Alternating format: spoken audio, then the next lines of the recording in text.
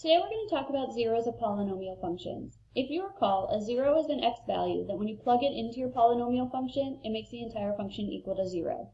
Now in the past what we've done is we've set our function equal to 0, factored, and set the factors equal to 0. Or if we had a polynomial of degree 2, a quadratic, we could use the quadratic formula. But what happens in the situation where we don't have a quadratic or our function is not factorable? What do? So we'll start with this definition.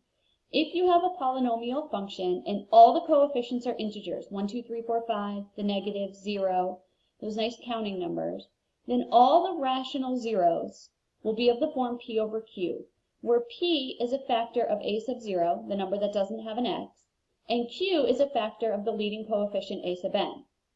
So let's start by making sure we know how to make our list before we go into finding the actual zeros. So let's look at this polynomial function, 9x to the fifth, plus 4x cubed plus 2x squared minus 11x plus 10.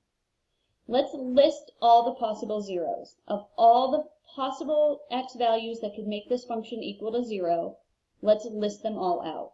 So we need to first find all our p's and find all our q's. Remember, our p's are factors of a sub 0, in this case 10, and our q's are factors of a sub n, the leading coefficient 9. So we'll start by figuring out what are all the numbers that are divisible, that go into 10. What is 10 divisible by? 10 by 10, 10 is divisible by 5, by 2, and by 1. But don't forget those negatives as well, because you can take 10 and divide it by negative 1, and you would get negative 10. So we have negative 1, negative 2, negative 5, and negative 10. Instead of listing them all out separately, we can list them as plus or minus. So all the factors of 10, plus or minus 1, plus or minus 2, plus or minus 5, plus or minus 10. And all the factors of 9, plus or minus 1, plus or minus 3, plus or minus 9. Now all the possible zeros, all the possible rational numbers that you can plug into this polynomial function and get 0, we'll take every single one of these p's and divide it by every single one of these q's. And when we do that, we'll take 1 plus or minus 1 divided by 1, 3, and 9, keeping the plus or minuses. Take the 2 divided by 1, 3, and 9. 5 divided by 1, 3, and 9. And 10 and divided by 1, 3, and 9. And when we do that, we get this set of 24 possible rational zeros. If there are any rational x values, any numbers that can be written as a fraction or a nice whole integer that make this entire polynomial function equal to 0, it comes from this list right here. So now that we know how to write our list, let's find our list and use that to actually figure out what the zeros are.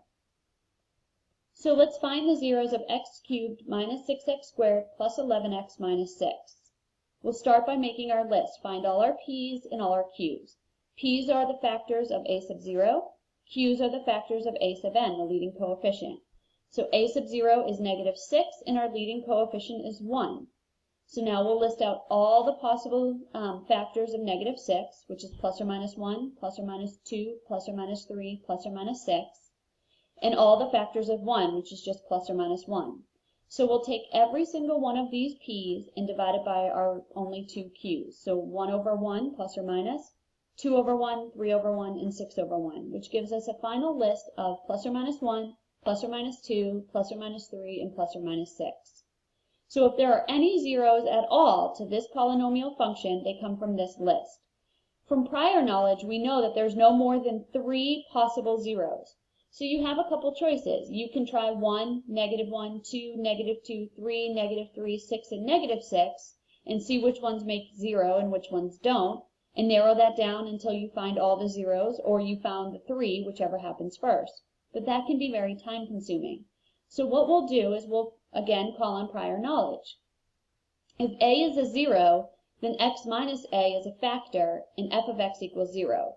So we're going to pull in that remainder theorem and that factor theorem from previous knowledge.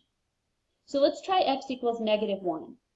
If x equals negative 1 is a 0, then that means x plus 1 would be a factor. So what that would mean is if we took our polynomial and divided it by x plus 1, we'd have a remainder of 0 from that remainder and factor theorem from previous knowledge. So let's set up our synthetic division. Put all the coefficients of our polynomial across, 1, negative 6, 11, and negative 6, and we'll try this negative 1 out front. Synthetic division add vertically, multiply diagonally. Add vertically, -1 times -7 is 7. Multiply, add vertically, multiply diagonally. And we end up with a remainder of -24. So that means that x equals -1 is not a 0, which means x plus 1 is not a factor. But now we can try 1. Set up the same synthetic division. Coefficients across the top, the 1 on the outside, add vertically, multiply diagonally. Add vertically, multiply diagonally. And when you do that, you get a remainder of 0. So going to the factor theorem, that means that x minus 1 is a factor. And then going back to our polynomial and synthetic division from before, we know that x minus 1 is a factor, and when we divide this polynomial by x minus 1, we're left with x squared minus 5x plus 6. So now we can look at this. This is factorable. This is something you're able to factor. That factors into x minus 2 and x times x minus 3.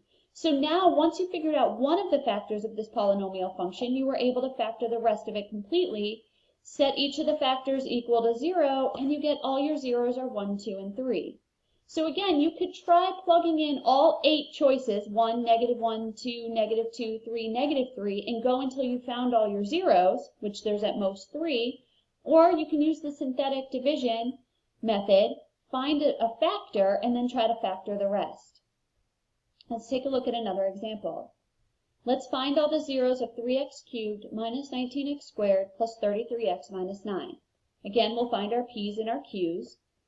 P's are factors of a sub 0. Q's are factors of a sub n.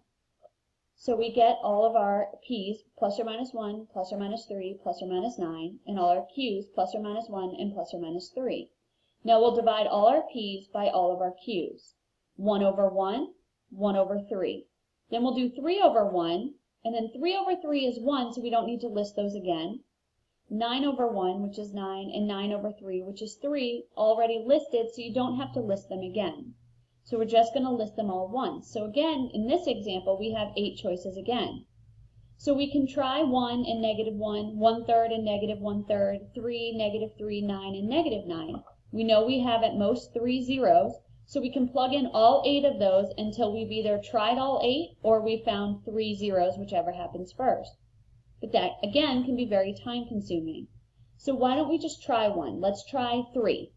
Set up our synthetic division. All the coefficients of our polynomial go across, and the 3 will go on the outside. Add vertically, multiply diagonally. And when we do this with x equals 3, we get a remainder of 0.